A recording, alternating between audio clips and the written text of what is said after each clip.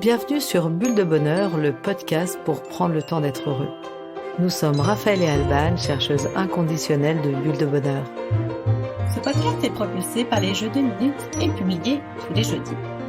Aujourd'hui, nous vous partageons l'épisode numéro 48, Je cultive la patience. Mais avant de commencer, merci pour tous vos encouragements. Vous êtes nombreux à nous soutenir et à nous dire combien ces bulles de bonheur sont sympas à écouter, surtout en cette période de confinement. Courez sur notre page Instagram, bulle.debonheur, ou notre page Facebook, Jeux de minutes, jeux avec un X, 2 en chiffres et minutes avec un S. Vous avez chaque jour 2 cartes gratuites et un jeu à télécharger pour mettre un peu de fantaisie dans votre quotidien. Nous sommes solidaires. Oh là là, mais qu'est-ce que ça me chicote! Je ne suis pas de nature très patiente et je m'énerve vite quand les choses ne vont pas comme je l'entends. Par exemple, quand une amie prend toutes sortes de détours pour m'expliquer quelque chose de simple, quand mon ordinateur gèle et que je perds le contenu de ce que je venais d'écrire dans la dernière heure, quand ma boss change les plans à la dernière minute, alors que tout roulait, quand cela fait déjà 5 fois que je répète la même chose à mes enfants, ou encore vis-à-vis de moi-même, quand je ne me sens pas suffisamment productive en un laps de temps record. Dans toutes ces petites situations, pourtant assez banales du quotidien, il m'est difficile de garder mon calme sans que la température ne commence à monter rapidement. Et là, ça me chicote. Comment cultiver la patience et quels en seraient les effets bénéfiques pour moi et mon entourage? Bonjour, merci d'avoir contacté nos services. Si vous voulez connaître nos adresses, faites le 1. Nos tarifs, faites le 2. Nos heures d'ouverture, faites le 3. De multiples propositions défilent, mais aucune ne correspond à votre demande. Vous vous demandez si vous avez manqué une information ou si vous devez revenir au sommaire pour écouter tout à nouveau. Mais non, pas le temps. Vous choisissez donc la 7e option, parler à un conseiller, et là, on vous annonce que vous êtes 6e sur la liste d'attente. Ou pire, on vous dit de rappeler plus tard. Dans ce genre d'expérience, comment vous sentez-vous? Êtes-vous en colère ou râlez-vous contre ce temps qu'on vous vole? Est-ce que vous vous demandez si on n'est pas en train de vous jouer un mauvais tour ou vous vous dites comme d'habitude, ça tombe toujours sur moi? Ou encore, est-ce que vous mettez le haut-parleur et vous faites autre chose en attendant que ce fameux conseiller daigne enfin vous répondre? Et oui, face à une situation de frustration ou d'urgence, il y a plusieurs moyens de réagir. Et c'est là où notre patience est mise à rude épreuve. Selon une chercheuse américaine en psychologie et neurosciences, Sarah Schnicker, il existe plusieurs types de patience. La patience interpersonnelle ou dirigée vers autrui. Celle-ci est très variable d'une personne à une autre. Effectivement, nous sommes parfois très patients, comme par exemple répondre au pourquoi de notre petit enfant. Oui, maman, pourquoi le soleil est jaune? Maman, pourquoi les gens ont des jambes? Maman, pourquoi les poissons ont des nageoires? Pourquoi est-ce que les tortues sortent de l'eau et pas les poissons? Ou alors, avoir la patience d'écouter une amie qui vous appelle 3 fois par jour pour vous raconter les problèmes qu'elle a avec son mari. Ou encore, la patience de répondre à des demandes répétées d'un voisin. Ou alors, au contraire, on peut avoir une patience très limitée, avec une tolérance très réduite, comme par exemple avec les retards systématiques d'un collègue en réunion, du tube de dentifrice qui n'est pas rebouché ou des chaussettes qui traînent, un enfant qui comprend rien à son exercice malgré nos 5 explications. Selon les recherches, la top liste des situations qui nous font perdre patience dans nos relations sont la situation d'une personne qui parle trop lentement sans en venir au fait, la lenteur et la plainte. Deuxième type de patience, la patience face aux événements difficiles de la vie, comme la recherche d'un emploi, la maladie, les problèmes financiers, un deuil. Cette patience est souvent reliée au courage, à la confiance et à l'espoir, comme par exemple la patience d'un parent face à son enfant handicapé, la patience de savoir attendre qu'une personne soit prête à accepter une décision difficile, Par exemple, vous vous rendez compte que votre parent a de plus en plus de difficultés à être autonome. Vous pensez qu'il serait bon pour lui d'être dans un lieu plus sécuritaire. Vous abordez la question avec lui et il refuse. Votre inquiétude est à son comble, et c'est bien légitime. Cependant, vous respectez sa décision, et vous attendez avec patience que votre parent accepte sa dépendance. Vous attendez que le fruit soit mûr pour le cueillir à temps. Troisième type de patience, la patience face au tracas du quotidien. Le bug informatique, la file d'attente à la caisse, les embouteillages, les attentes au téléphone pour avoir enfin un conseiller, bref, toutes ces petites frustrations de notre quotidien.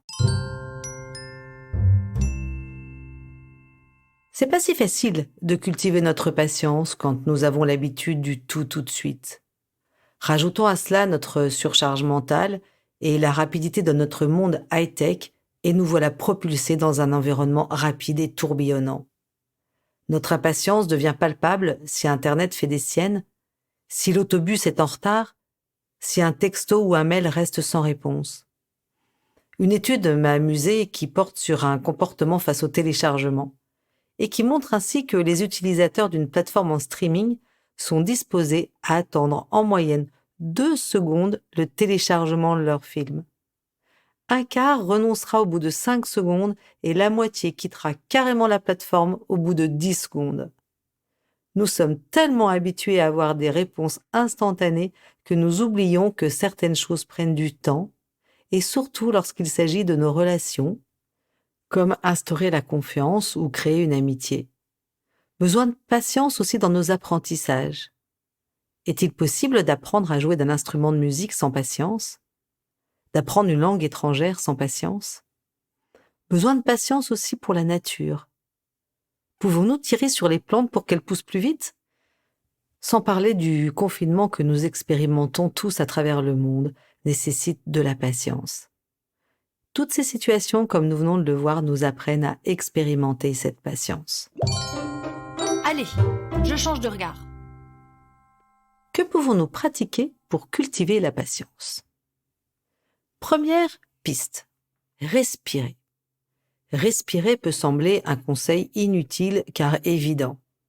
Et pourtant, vous seriez surpris du nombre de personnes qui ne prennent pas le temps de respirer ou qui respirent mal. La respiration fait partie des petits trucs utiles pour apprendre à savourer l'instant présent. On en a parlé dans notre bulle de bonheur numéro 25. Prenons donc l'habitude de prendre soin de notre respiration par de tout petits gestes quotidiens qui vont nous reconnecter à la vie, mais également nous mettre ou nous remettre sur le chemin de la patience et du rythme naturel des choses. Alors, première possibilité, commencer sa journée avec 3 grandes respirations. C'est assez libérant. Deuxième possibilité, ralentir sa respiration dans n'importe quelle situation d'attente en pratiquant notamment ce qu'on appelle la cohérence cardiaque. Ça, vous pourrez aller regarder sur Internet, vous trouverez beaucoup de choses, c'est très intéressant à travailler.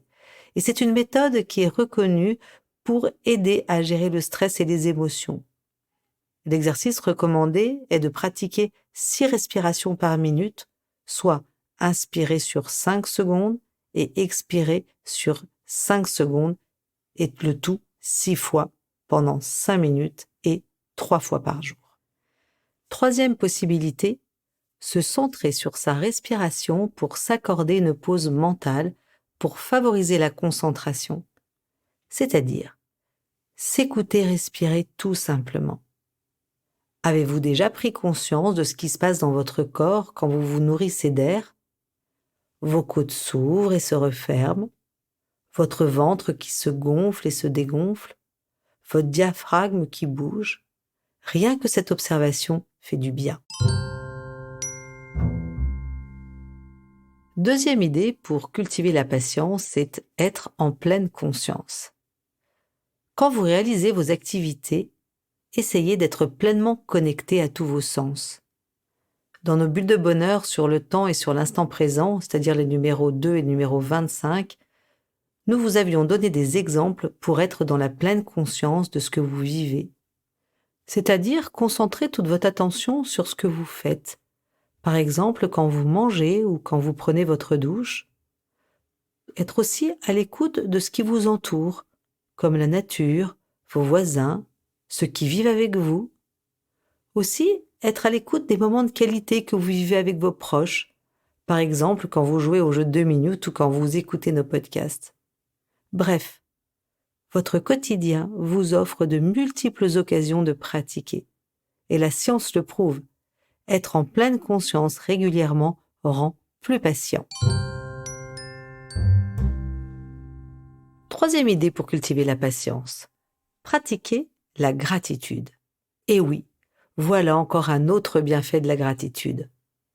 Être simplement reconnaissant aide à être plus patient.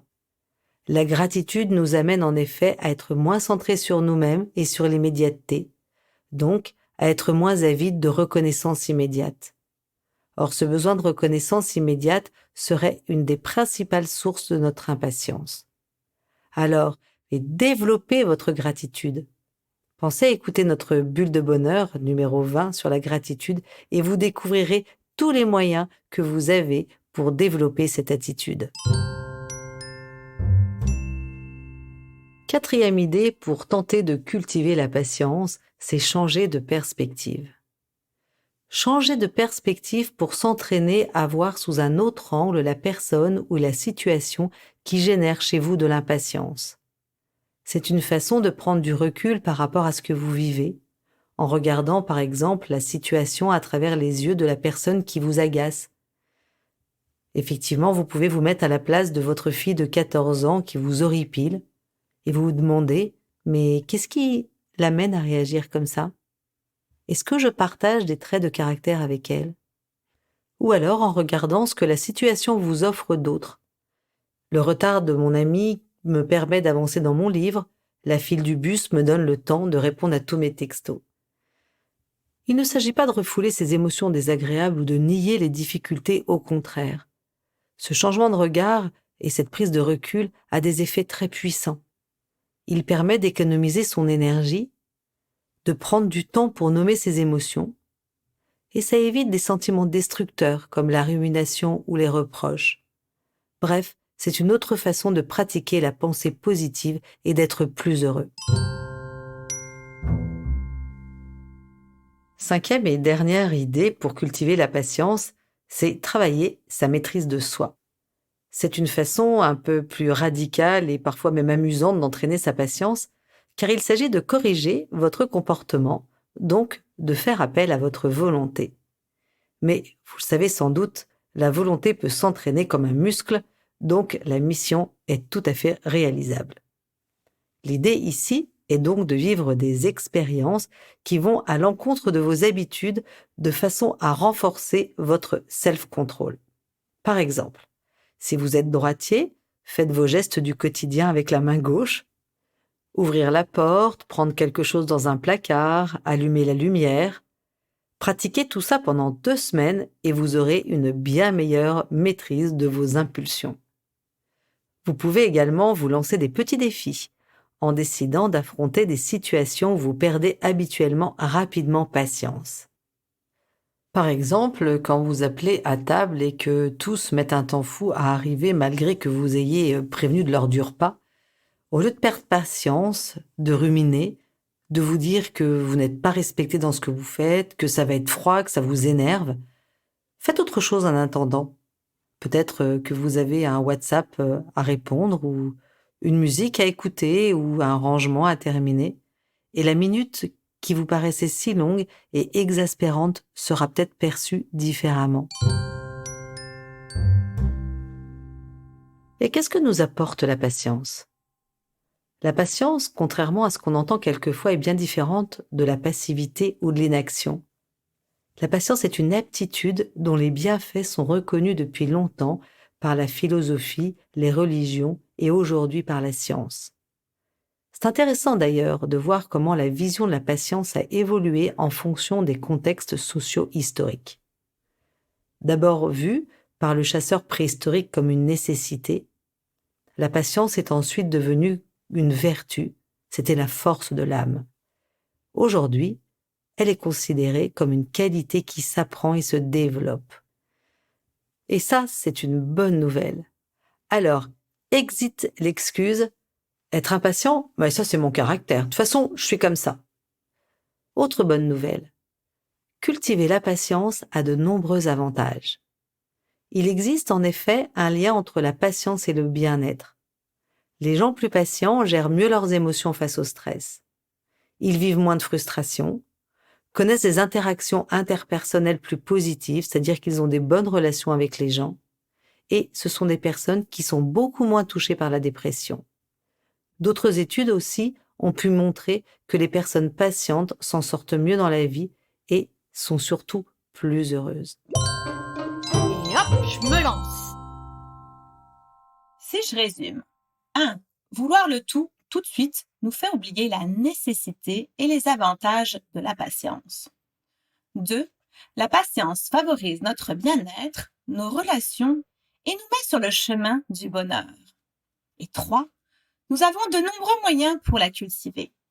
Respirer, méditer, nommer ses émotions, pratiquer la gratitude, élargir ses angles de vue ou développer la maîtrise de soi. À vous de jouer, chers auditeurs. 2 minutes pour identifier un domaine ou une personne qui vous rend particulièrement impatient et choisir un ou plusieurs outils pour développer votre patience. Et pour terminer, notre petite mousse de la semaine est de Mathieu Ricard. Si vous voulez une récolte, il faut avoir la patience de faire pousser le blé jusqu'à maturité. Si vous tirez sur le blé en herbe, il ne donnera rien. Avec Bulle de Bonheur, prenez le temps d'être heureux. Merci pour votre écoute. Si vous avez aimé, dites-le nous avec 5 étoiles. Laissez vos commentaires et envoyez des bulles de bonheur à vos amis en partageant ce podcast. Inscrivez-vous à la newsletter en allant sur notre site jeuxdeminutes.com, GUX, 2 en chiffres, minutes avec un S, pour être notifié des prochains épisodes. Bulle de Bonheur est propulsé par les jeux 2 minutes, 52 cartes pour prendre le temps d'être heureux.